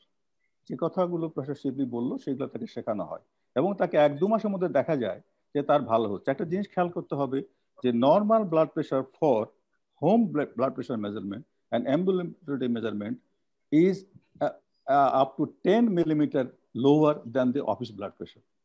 সুতরাং that is very important এবং এটা করতে হবে, খুবই দরকার, এবং তাহলে তারা বুঝবে। ইনিশিয়ালি 2-3 মাস হয়তো কম বেশ হতে পারে। তবে আমি আপনাদের জন্য একটা রিকোয়েস্ট করতে পারি, যিনি প্রথম প্রেগন্যান্ট হলো তাকেও আপনি শেখান যেভাবে ডায়াবেটিক সেন্টারে কিভাবে আগে প্রস্রাব মাপা হতো, ইউরিনের সুগার মাপা হতো, শেখানো হতো, ক্লাস না হতো। আমরা দ্যাট ইজ হোল আইডিয়া। এবং এই জিনিসটার দায়িত্বটা অনেকটা আমাদেরকে জিপিদের কাছে দিতে হবে। তা না হলে শুধু প্রফেসর কোহিনুর ম্যাডাম যদি ব্লাড প্রেশার দেখতে থাকবে তাহলে বাকি কাজগুলো করবে এটাকে, এবং তাদের বা পেট চলবে কেমন করে যারা জিপি করছেন। সুতরাং আমার কথা হলো যে আমার প্রত্যেকটা পেশেন্ট হাইপারটেনশন পেশেন্ট একটা জিপি ঠিক করা যে এলাকায় সে থাকে। শেষ কথা যেটা সেটা হলো দুটো টার্ম খুব ইম্পর্টেন্ট খেয়াল রাখবেন, যদি এটা প্রেগনেন্সির সঙ্গে রিলেটেড কতখানি জানি না। একটা হলো যে হোয়াইট কোট হাইপারটেনশন, এটা সঙ্গে কিছুটা ডেফিনেটলি প্রেগনেন্সির সঙ্গে সম্পর্ক আছে, যে ডাক্তারের কাছে গেলে প্রেশার বেড়ে গেল, বাসাতে গেলে কমে গেল। But the more dangerous thing is the must hypertension, যেটা হলো ডাক্তারের কাছে নর্মাল, বাসাতে গিয়ে বেশি। কেউ শুনেছেন এটা? আপনি অনেকেই শুনেছেন, তাই না? But this is more dangerous than the white coat hypertension and even normal hypertension. সুতরাং এই দুটো জিনিসকে ডায়াগনোস করতে হলে অবশ্যই আপনাকে home blood pressure or and ambulatory blood pressure সিদ্ধান্ত নিতে হবে। তবে আমি লাস্ট কথা এটা হলো, every hypertensive patient must learn how to record blood pressure, how to measure blood pressure, record blood pressure, and inform his or her doctor, like the diabetic patient can do that. So that is very important. In pregnancy, I think this is more important. Those who have got family history of hypertension and those who had hypertension in previous pregnancy. Thank you. Thank you sir. শুরু করছি sir, সব patient থেকে বলে দিই যে আপনি প্রত্যেক সপ্তাহে একবার করে ব্লাড প্রেশার দেখে লিখে রাখবেন এবং আমার কাছে 1 মাস পর যখন আসবেন তখন জানাবেন। আমরা ইদানিং কালে বলা শুরু করছি স্যার এটা, যে এই জন্য এখন কোহিনুর ম্যাডামের হাইপারটেনশন পেশেন্ট রেফারেল কমে গেছে আর কি। I would like to say something here, that in a practice, this how to evaluate blood pressure and how to perform a blood pressure reading, that job in itself can actually be given to a nurse in the practice.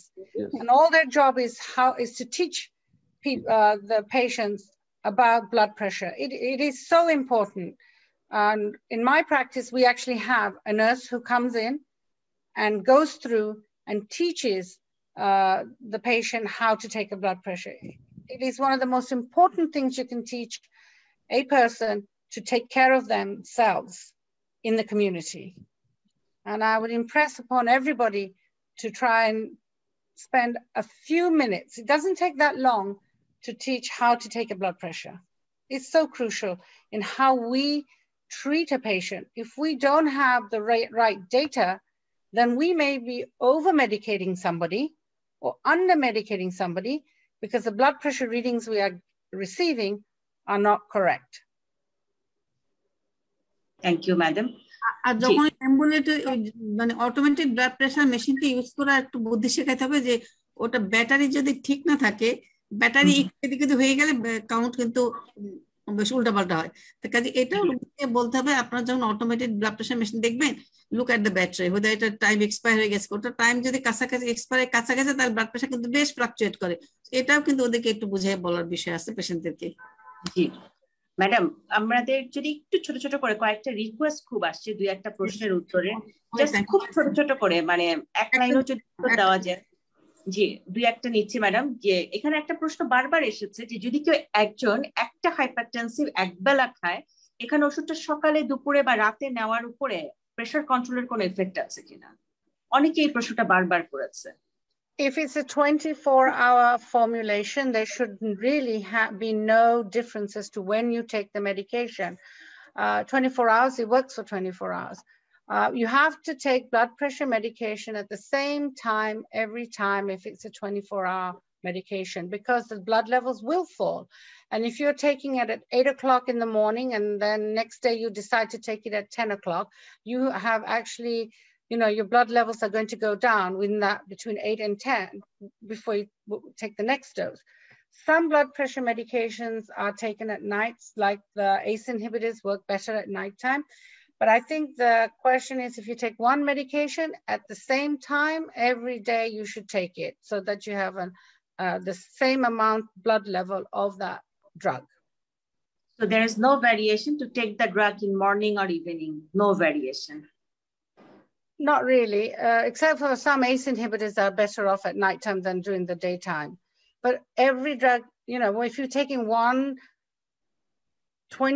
if you're taking an extended release medication once a day, it should be the same time, same day. Okay, same time each day. আরেকটা প্রশ্ন আমাদের কাছে বারবার এসেছে, সেটি হচ্ছে যে আমরা ব্লাড প্রেশার কন্ট্রোল করব, কিন্তু আমরা আসলে কতটুকু কন্ট্রোল করব? যেমন যদি কারো ব্লাড প্রেশার 150/110 ধরা পড়ে, আমরা অ্যান্টিহাইপারটেনসিভ দিলাম, তার আসলে লোয়ার লিমিটটা কততে যাবে?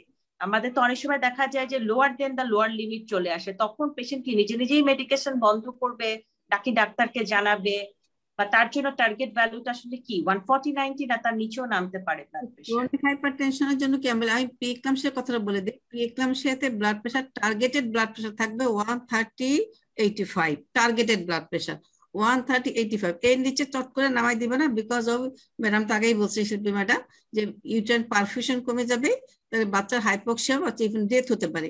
কাজে আমাদের যদি 160/100 থাকে, 150/100 থাকে, আমাদের টার্গেটেড ব্লাড প্রেশার হবে 130/85 মিলিমিটার অফ মার্কারি। একটু অ্যাড করব, ওই যে বলেছে 130/80 হলে বন্ধ করে দিতে, মানে তখন ওই সময়ের জন্য এর চাইতে নামানো যাবে না, এবং এর চাইতে এইটুকু নামাবা, যেটা এটাও খুব ধীরে ধীরে নামাতে হবে। এইটুকু নামাবা যে চট করে নামাইতে হবে, একটু ধীরে ধীরে ধীরে ধীরে নামাতে হবে অ্যাডজাস্ট করার জন্য। পেশেন্ট তো আপনাদের কাছে গাইডলাইন চাচ্ছে ম্যাডাম, যে 130/80 সে রাতের বেলা তার ব্লাড প্রেশারটা পেলো, তাহলে কি রাতের সে অ্যান্টিহাইপারটেনসিভ মেডিকেশনটা নিবে না? না নিলে আবার পরে সকালের মেডিকেশনটা সে কি করবে? You're taking antihypertensive to obtain a blood pressure of less than around 120/80. That's so there is this misconception that if my blood pressure is 130/85, I'm talking not about pregnant women here, I'm just talking generally, that you should stop your medication. Never stop a blood pressure medication suddenly. Never ever do that. You will sometimes get rebound hypertension, your blood pressure may shoot up, you can end up with a stroke, heart attack. So I would suggest that if you are following your patients, you should know what amount of medications you need to keep that blood pressure normal. Sometimes, you know, patients say, oh, my blood pressure has gone to 110, 1/70. Do I stop my medications? Probably not. At that point, if their pressure's been in the 110/70, that's a good enough blood pressure. They should not be stopping their medications. So if a person feels as though they're having lower blood pressure and they're symptomatic, they should be calling you at your office to find out what to do. No patient should be stopping their medications by themselves. Absolutely not. It is dangerous. Yes. Absolutely not. Madam কিছু যুক্ত করবে না এখানে? না, ওটা তো ঠিক আছে, হয়ে গেল। শুধু একটা কথা যুক্ত করি এখানে, সেটা হলো যে প্রত্যেকটা পরে যে কমে গেল বন্ধ করে তা না, ওদেরকে বলতে হবে দেখো তুমি ব্লাড প্রেশার খাইছো বলেই তোমার ব্লাড প্রেশার কমছে এখানে, আর তুমি যদি বাদ দিয়ে দিবে পট করে আবার বেড়ে যাবে। কাজে ওদেরকে বলতে হবে যে না, as you are taking this medicine, blood pressure is lower till now, this amount. If you stop the medicine, it will shoot. এটা একটা জিনিস খেয়াল রাখতে হবে, ব্লাড প্রেশার যাই কম না, even it goes systolic pressure goes down until 100, এবং যদি কোনো সিমটম না হয়, সিমটম হলে you can consult a doctor, and drug should not be stop or revise without the permission, without the consultation of the physician. তার ফিজিশিয়ানের কারণে করতে হবে। আর এই সুযোগ আরেকটা কথা বলে নিই, যে আমরা ওষুধ দেওয়ার পরে পরের দিনই বলে ব্লাড প্রেশার কমে নাই, নো। যে কোনো ব্লাড প্রেশার আপনার ওষুধ দিলে at least you have to wait for 2 weeks to settle it down or any side effect or symptom occurs. শুধু এই দুটো জিনিস খেয়াল করতে হবে, যে হঠাৎ করে বন্ধ করা অবশ্যই যাবে না, you must consult a physician. The number you have to wait at least for 1 or 2 weeks to settle the drugs doses. এই জিনিসটা কিন্তু খেয়াল রাখতে হবে। এটা কিন্তু প্রায় হয়ে থাকে যে আমরা বন্ধ করে দিব করে, না, বন্ধ করে দিয়ে কিন্তু অনেক ডেঞ্জারাস জিনিস ঘটে যেতে পারে। So if every time you make a change in the medication or you start somebody on a new medication, you have to counsel that person about the side effects and how long it's going to be before it will have an effect on their blood pressure, which is 2 to 3 weeks. And you ask them to monitor their blood pressure day and night until 2 to 3 weeks, bring in the log, their machine, and come and see you at the end of 2 to 3 weeks to see if you've had any effect. If they're having side effects that you've talked about, or their blood pressure still remains so high that, you know, they're concerned, they should be calling the office and asking what to do. Thank you. আমি শেষ করব just last একটা প্রশ্ন নিয়ে, এটা আমাদের last প্রশ্ন। সেটা হচ্ছে যে পিউপেরিয়ামে switch over of the antihypertensive নিয়ে অনেক ধরনের কনফিউশন তৈরি হয়, স্পেশালি আমাদের পোস্ট গ্রাজুয়েট এফসিপিএস স্টুডেন্টরা বারবার এই প্রশ্নটা করেছে। সাম পেশেন্টস অন লেবেটালাল, এখন তার ডেলিভারি হয়ে গেল, দেন পিউপেরিয়াম পিরিয়ডে তার ব্লাড প্রেশারটা বাড়লো, দেন আমরা সুইচ ওভার করবো অ্যাকচুয়ালি কোন ড্রাগসে? সে যেটা প্রেগন্যান্সিতে দিত সেটাই যাবো, নাকি আমরা পিউপেরিয়ামে অন্য ড্রাগসে যাব? এবং অনেকেই প্রায় সবার একটা প্রশ্ন এসেছে আমাদের কাছে যে সেডেটিভের ব্যাপারে, যে which sedative is safe during the pregnancy period, যদি কেউ ইনসমনিয়ায় ভোগে তাকে কি দেওয়া যাবে, বা দিলে কতদিন দেওয়া যাবে, বা হুইচ ওয়ান সেফ? এই দুটো প্রশ্নের উত্তর আমরা শেষ করবো আজকে। আমাদের দুই ম্যাডাম এটা উত্তর দিবেন আর কি, একটা প্রফেসর শিল্পী আর একটা কোহিনুর। কোহিনুর সেডেটিভ আর শিল্পী we are not in favor. So the question is, postpartum or patient still having high blood pressure, what to do? Well, depends. I mean, you can still continue labetalol depending on what dose the patient is on. So you may just not need to change the medication, just increase the dosage until you reach the appropriate blood pressure that you want. And also depends upon whether the patient is breastfeeding or not. What medication can you use in that patient as well? So if you cannot control with just labetalol by itself, you can use a ACE inhibitor with it. As we talked about, captopril is a good one to use. It's not expressed much in breast milk. So a combination of labetalol, captopril would be a good thing to do. But it really, again, depends upon what that woman wants afterwards. Is she going to breastfeed or not breastfeed? So there are different medications you can use if she's not breastfeeding.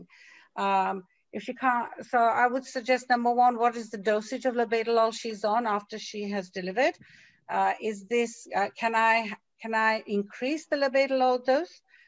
Is it affecting the maternal heart rate?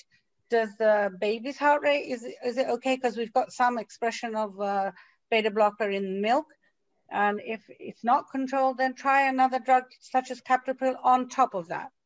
You're going to avoid things like diuretic, as we discussed, low dose hydrochlorothiazide may be useful, but I think, again, it's very personalized. There is nothing, there is no a cookie cut recipe of antihypertensives. Is there any first line drug for the puerperium? Any first line drug?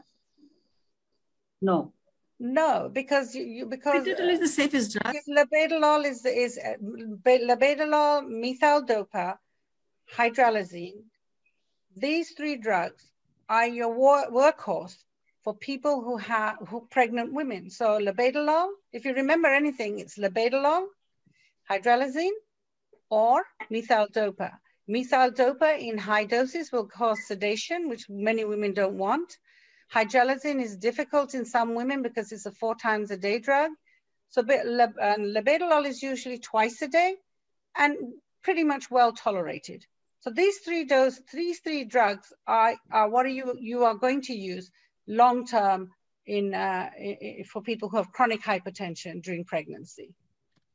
But for the maximum dose, is there any differentiation for the maximum dose during pregnancy or during puerperium? Any differentiation?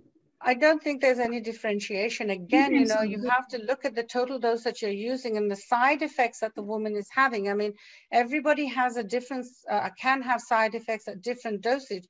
So somebody may have side effects on, say, 200 twice a day. They become very bradycardic, so you cannot increase it. So you may at that point say, oh, wait, let me add something else to this. Somebody may tolerate even higher doses, 400 twice a day, and get better response. So I don't think you can say, that you use this amount of drug to get this amount of effect. Every body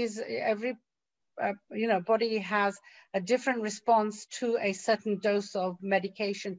So it's a trial and error. It's a recipe that you're going to make for that patient. This is yours. This is individualized. This is what you need. It's not what you, and if it works for you, it may not work for somebody else. They may need another combination. So I think you cannot say, have an algorithm like, if this doesn't work, go to this. This doesn't work, go to this. You have to figure that out with the patient. Shilpi, can I ask you one question? Not a question, but for a comment. The first ACE inhibitor, captopril, is not available at this time in our country. So what about your comment about replacing it with enalapril? Yes, you can use enalapril. Okay, yes. Thank you.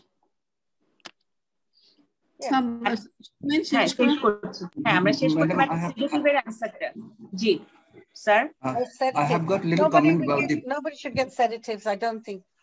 Not good idea. I have got a little comment about the postpartum. I have got little comment about the postpartum hypertension. Usually, if you have the postpartum hypertension, which was not there that much during the pregnancy, then you have to really exclude the other causes. Because at that time, probably the patient is having more stress from deprivation of sleep and other factors. That non-pharmacological means has to be addressed very carefully in those patients. And since I work in a multidisciplinary hospital and frequently face these sort of cases, it is my preference, Madam Shilpi, Madam, to actually, if the patient is not still being controlled with the drug that she was having, then I try to give her the drug that she's going to continue throughout her whole life. And in that case, amlodipine is one of my preferred drugs, and a little dose of thiazide probably that also acts if lactation is not that much hampered. But amlodipine is my choice in those cases if the existing drugs do not have that much effect during postpartum. Exactly. So we are using this protocol in our. Thiazide গ্রুপের ড্রাগটা আমরা usually breastfeeding মায়েদের বলে একটু avoid করার চেষ্টা করি because it can reduce the milk production. That's because dehydration করলে milk is production কম হয়, তো সেজন্য আমরা ডায়াবেটিক্স ড্রাগটা পোস্টপার্টাম পিরিয়ডে একটু চেষ্টা করি অ্যাভয়েড করার জন্য। বাট যদি কোনো কাজে অন্য কোনো কম্বিনেশন লাগে তাহলে দেওয়া যেতে পারে পেশেন্ট লাইফ সেভিং চিন্তা করলে কিংবা হার্ট ফেলিওর মতো, কিন্তু it is better to avoid diabetes group drug in breastfeeding baby mother. Yes, I totally agree with that. I think there is so many different drugs we can use. the most important thing is use those drugs which will have the least effect on the mother and the baby, especially if she is breastfeeding. Thank you. Thank you, Shilpi madam. আমরা একদম শেষ অবস্থায় চলে এসেছি আজকের আয়োজনের। আমি Nazrul sir আপনার একটু কমেন্টস নিতে চাই, এরপর কোহিনুর ম্যাডাম শেষ করবেন আজকের আয়োজনটি। আর আমি একটু স্পেশাল থ্যাঙ্কস দেব Meshkat sir, Sheri madam, Serin madam, Zinat madam, আপনারা ছিলেন আমাদের আয়োজনে এবং এটাকে আপনারা আরো বেশি অর্থবহ করেছেন। Thank you very much. আজকের আলোচনা অ্যাকচুয়ালি খুব ভালো হয়েছে এবং আমরা এলাবোরেটলি এটা আলোচনা করেছি। শিল্পী, তোমাকে ধন্যবাদ। এর সঙ্গে বিডি ফিজিশিয়ানকে অবশ্যই ধন্যবাদ জানাই এবং যারা এর সঙ্গে জড়িত আছেন। আমার মনে হয় অনেক রাত হয়ে গেছে, আমার মনে হয় চেয়ারম্যান সাহেবকে আমরা বলি কনক্লুড করার জন্য। সবাইকে ধন্যবাদ।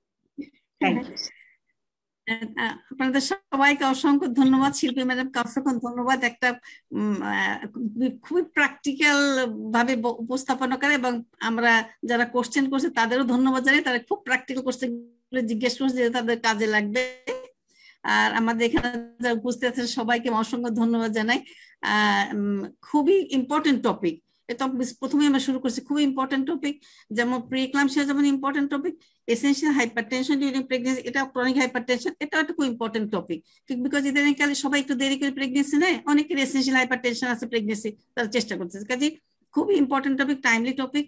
এবং আপনার শিল্পী ম্যাডামের উপস্থাপনা আমার খুব ভালো লাগছে, খুবই ভালো। নজরুল স্যার, তারপরে প্রফেসর মেশকাত আর আমাদের যারা আছে সবাই অসংখ্য ধন্যবাদ খুব ভালো পার্টিসিপেট করার জন্য। যারা কোশ্চেন করছে তাদের ধন্যবাদ জানাই, তারা খুব প্র্যাকটিক্যাল কোশ্চেন করছে। আর বিডি কে জানাই, ওর নাম হাসান মান্নাকে অসংখ্য ধন্যবাদ জানাই। এহসান, হ্যাঁ। আর শারমিনকে তো আরো জানাবো, শারমিনের উপস্থাপনার জন্য। Thank you very much madam. Thank you sir. Thank you madam.